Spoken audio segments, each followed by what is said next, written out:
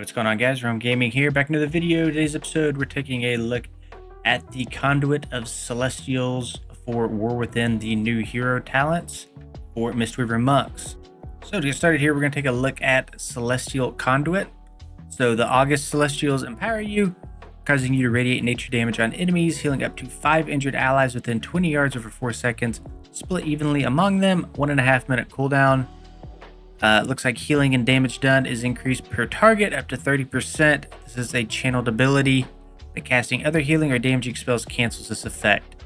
So not really sure what they're trying to do here with this. I did see that they have removed Essence Font for Mistweaver Monk. So maybe this is some sort of replacement for that. It does look a lot more powerful. Essence Font, in my opinion, was a terrible ability. It did not feel good to press. One thing it did do, though, is it did proc our Ancient Teachings. So if they're removing Essence Font, I'm wondering if we're going to have a second way to proc Ancient Teachings. Maybe there's something in here that will proc it. I don't know. I haven't looked at this quite yet. But looks like we had a big cooldown here. It's probably going to be pretty dang strong, considering it's at the top of our tree. Okay, so over here on the left, we have Temple Training. Your healing of Enveloping Mist and Vivify is increased by 10%. Then we have Shuin's Guidance. At the very bottom, Teachings of the Monastery has a 15% chance to refund a charge. When consumed, the damage of Tiger Palm is increased by 30%. So if you're not sure what Teachings of the Monastery is, it's right here in our talent tree. Tiger Palm causes your next Blackout Kick to strike an additional time, stacking up to 3.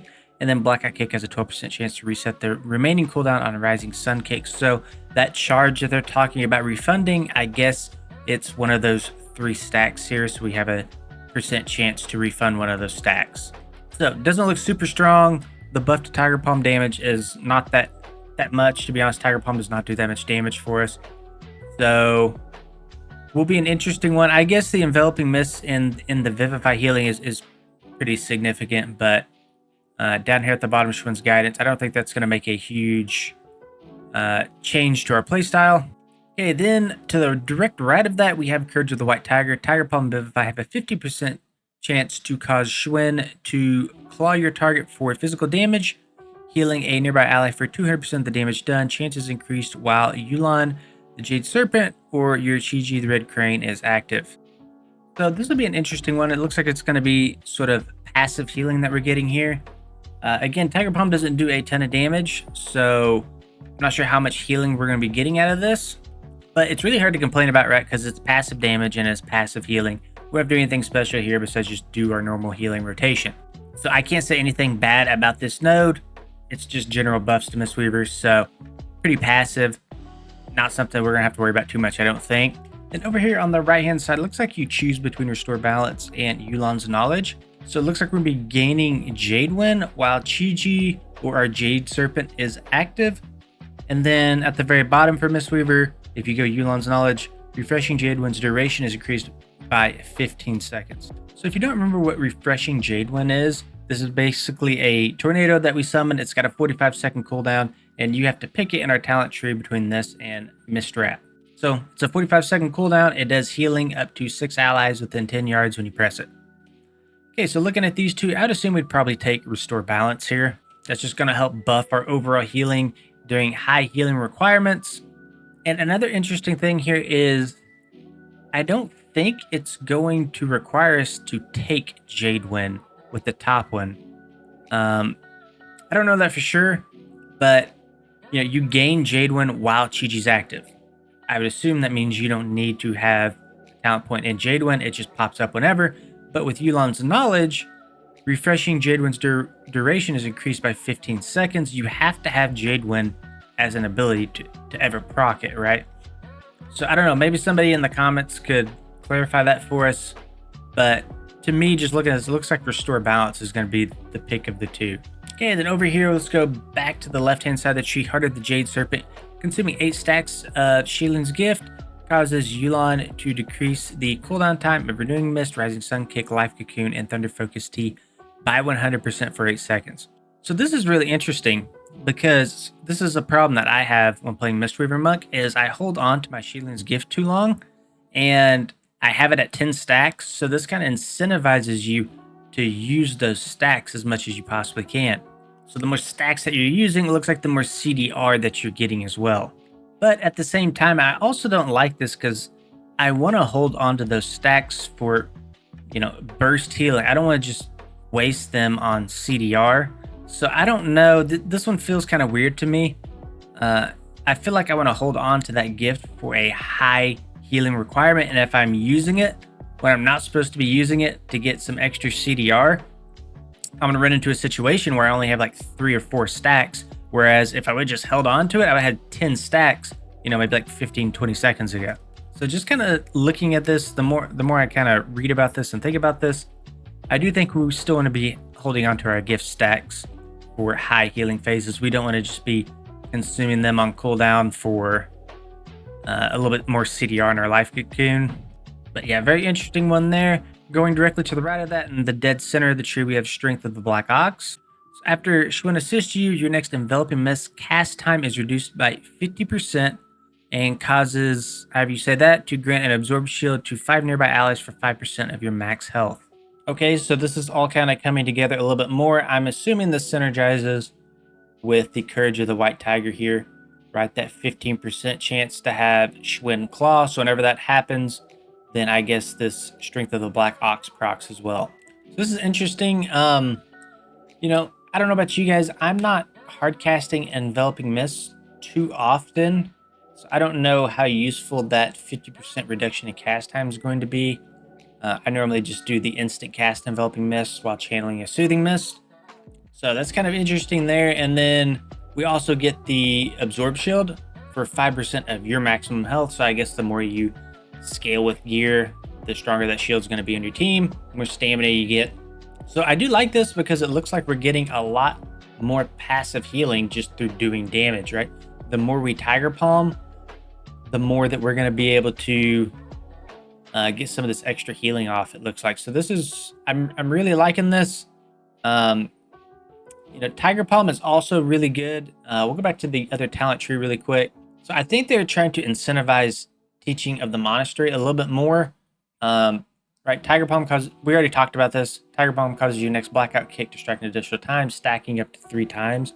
So that's just buffing teachings of the monastery even more. It's incentivizing you to Tiger Palm more, and you're getting more healing done from Tiger Palm. So this is really buffing this node right here, in my opinion, quite a bit. Okay, let's move on to Fight of the Red Crane. Under Mistweaver, Refreshing Jade Wind and Spinning Crane Kick have a chance to cause Chi-Ji to quickly rush to 5 targets, healing each target. Okay, I'm starting to realize that I should probably be reading these from top down because these all kind of synergize with each other. So I'll try to do that from now on instead of going from left to right. So this is an interesting one because it seems like the more time you have on Jade Wind, the more opportunities you have to proc this Flight of the Red Crane. So it almost makes me rethink my statement up here earlier between Restore Balance and Yu'lon's Knowledge. This does add value to Yu'lon's Knowledge. So I don't know. I'm 50-50 between the two at this point. So I do think this is interesting. Maybe let's go down to the node directly below, see if maybe this becomes a little bit more clear to us. All right, so it looks like we have a choice between 2 Inner Compass or August Dynasty. You switch between alignments after an August Celestial assists you, increasing a correspondent secondary stat by 3%. Okay, very interesting. And then August Dynasty, casting Jadefire Stomp increases the damage of your next Rising Sun kick by 30% or healing of your next Vivify by 50%. This can only be active once every 8 seconds. I mean, I would say just looking at this, you probably go Inner Compass after looking at the two. 3% of a stat is an unbelievable amount. I'm sure 30% to your Rising Sun kick would add up over time, but it doesn't increase any sort of healing coming out of Rising Sun kick. So that damage probably would add up, especially on something like Tyrannical Week. But I don't think it would ever outscale all that crit, versatility, mastery, haste, especially in something like Mythic Plus. Maybe you'd go like August Dynasty in Raid or something. But for Mythic Plus, it looks like Inner Compass is the clear winner here because all of that scales with your spinning Crane Kick. All right, let's go back to the far left over here. Looks like we get to choose between 2 more Jade Sanctuary and whatever that is, Protection. So Fortifying Brew grants an Absorb Shield for 25% of your max health, and then Jade Sanctuary, you heal for 10% of your max health instantly when you activate Celestial Conduit and receive 15% less damage for its duration. This effect lingers for an additional 8 seconds after the Celestial Conduit ends. So looking at the two, I don't know if they changed anything with Fortifying Brew. I thought they might have reduced its cooldown or something, but I mean, if we look at Celestial Conduit, I mean, that's on a 1.5 minute cooldown. Right now, Fortifying Brew is on like a 4 or 5 minute cooldown, something like that. So if they changed the cooldown with Fortifying Brew, maybe you would take the protection one. But with Celestial Conduit being on a 1.5 minute cooldown and you take 15% less damage for its duration, I mean, to me, that's huge. I mean, that's going to be a huge counter to any sort of like rot damage that goes out. So yeah, be interesting. I'll have to check out Fortifying Brew, see if they change it in any sort of way. But looks like Jade Sanctuary to me personally is the clear winner here. GG Swiftness, your movement speed is increased by 25% during Celestial Conduit and for 3 seconds after being assisted by any Celestial. Okay, no complaints there. I mean, we could always use more movement speed. I think that's one of the main pros of playing Mistweaver Monk is our mobility. And then at the very bottom here, Unity within Celestial Conduit can be recast once during its duration to call upon the August Celestials to assist you at 200% effectiveness. Unity within is automatically cast when Celestial Conduit ends if it's not used before its expiration. Super interesting here. I don't know if that procs, the August Celestial procs Jade Sanctuary here. If it does, Jade Sanctuary is by far the clear winner. But I'm pretty sure it doesn't. That'd be pretty crazy, I would think. But yeah, super interesting. It'll be cool to see how Celestial Conduit kind of plays. Again, it looks like it's just going to be an absolutely beefed up Essence Font or something like that without the insane mana cost to it. And you know, this is another thing that Mistweaver Monk historically has kind of struggled with, is that burst AoE healing, especially like when you can't stick to melee range. You know, something that comes to mind is like Yasma, the final boss of Atal. There is so much running around and it's just so difficult to stick on the boss. And sometimes you need some burst healing. And it looks like this is going to kind of help bridge that gap at least a little bit for us. So yeah, this will be super interesting to see how we're going to play around this.